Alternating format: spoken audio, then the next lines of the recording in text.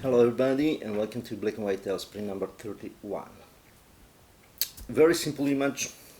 It was in St. Peter's Square in Rome. It was raining a lot. And this image was taken when I was a teenager, probably 15, 16, something like that. And I decided to show this image this week because I was surfing on Facebook, I think, and I saw an advertise of a software that can change the weather in your pictures. With artificial intelligence, we went to change the sky, to change even the weather. And there was a picture of a place with a lot of rain that actually was a place with a lot of sun. So the idea was that when we used film, if it was raining, it was raining. This was the photography was something that was truthful and was a way to document a reality. In this case, by the way, it was fantastic light, so I took this picture, and by the way, it's impressive how the film, a very small format film, exposed probably not in the most precise way, because at the time was with a Pentax semi-super with an automatic with reading the exposure meter and probably just compensating one stop for the light, but it was not a precise metering or all these kind of things.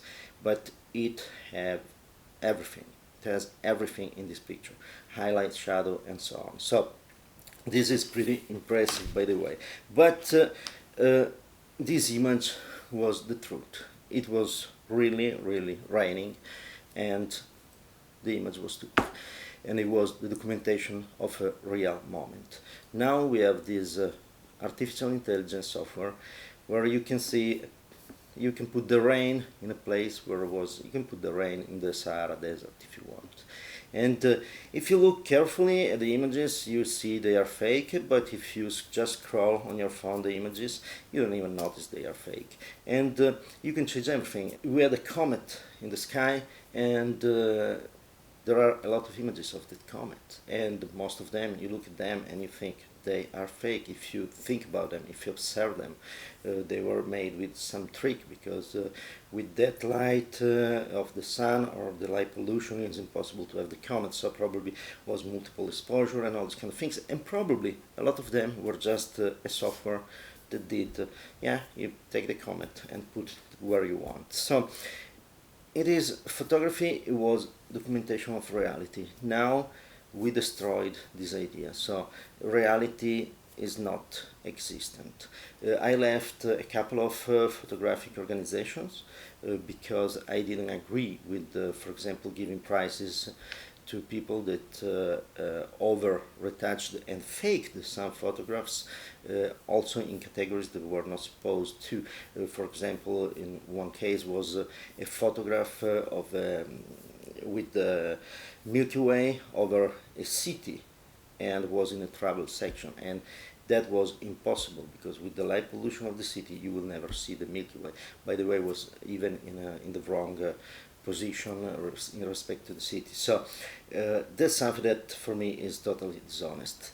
But now it's so easy. So why do you think if it's right to do it or not when it's so easy? With film, to do something similar, we had really to invest a lot of time and money in that. It was in some way possible, not at that level, but it was something that was not done usually. Now it's normal, it's done.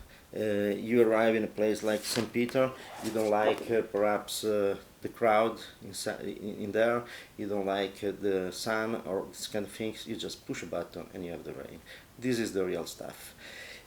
So it's photography always was a way to show some truth, to document some reality. And if we lose the concept that photography is documenting reality, and video also in this case, because you can apply the same things on video, it's just a little bit more long as a time, but it's the same elaboration, frame by frame you can do the same thing. So it's what is the reality? We look at the media, and we look at the newspaper, we look at the news on Facebook, and you see a lot of pictures, and everything is with a photograph. and you have no idea if it's real or if it's not real. So we have totally lost the concept of reality. And this is another reason why I started to take photographs with film again, because for me it's essential that something that will be seen 100 years from now is something that was real. It's a documentation in some way. So this is something that I absolutely don't like, and I think it's absolutely political. There's a political reason behind that, and people is doing it because it's easy.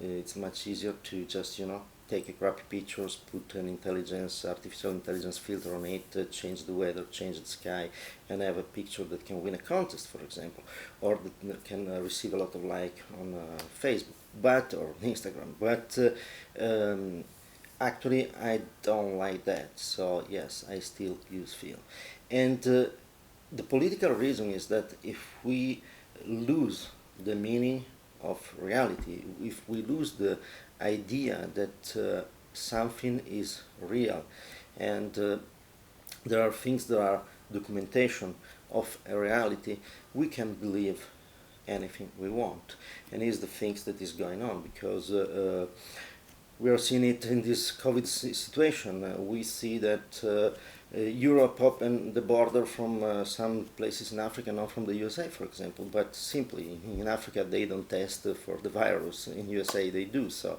USA, they have a lot of cases, Africa not. So, and this is just simple crazy. Or you can tell some narratives as that worst place to be a black man is the USA. That is absolutely false, because if you look around, there are many places where the racism is still there, and still a lot of black people is killed and enslaved. So there's something that you can change the narrative, because reality does not exist anymore. And one of the best way to destroy reality is to destroy photography and videos as documentation of reality. So there's nothing. You tell the people yes, but they are telling you something, but you see that the reality is different. Yeah, but the reality can be tricked. The reality is just an opinion, it's just a point of view, and you think, no, it's not. This was reality. With a film, you cannot create some rain like this in St. Peter, or better, you could with bringing the fire department to simulate the rain with a lot of water and all these kind of things. But it's something that to fake something like this, you have to create a film, a movie set, something like that, that is very expensive, and people can notice it, and there can be people that film you, that make a movie of you faking the reality. So it's not something that you can do just with a click of a button on an app. Now it's yes, you have the app, you push the button, and you put the rain in the Sahara Desert. And if you put the rain on the Sahara Desert, how many people in a few years will still believe that the Sahara Desert is a desert? And in the same way, how many people will believe that some realities are realities in a few years? And so any political and any propaganda narrative can have a lot of power. So this is all, and this is one of the main reasons why I take a film. This is a film, it's not fake. And the good thing is that a lot of people is starting to using film again with photography. And I hope one of the reasons is also because they are tired to have a fake reality, and they start to want to have their reality, something that is documented, and they can use as a point to drive their thinking around and decide what to do next based on reality, not something that is invented in a computer or in a lab. So that's all for this week. Thank you for watching. As usual, if you want to see the original image, please go down in the description. There's a link. I hope you enjoyed the video. In case, put a like, subscribe to the channel, share with your friends. As usual, keep creating, stay free, and have a lot of fun.